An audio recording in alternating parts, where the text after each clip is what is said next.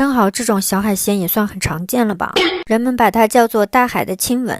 我家后面这些吻有点多呀，本地人也喜欢吃，但我没见过他们在这薅。至于为什么呢？咱也不知道，咱也不敢问。来都来了，也不能空手回家吧？这个品种的螺是能吃的，而且口感有点像鲍鱼。一家惨遭灭门啦！海边常见的野萝卜菜，顺点回去。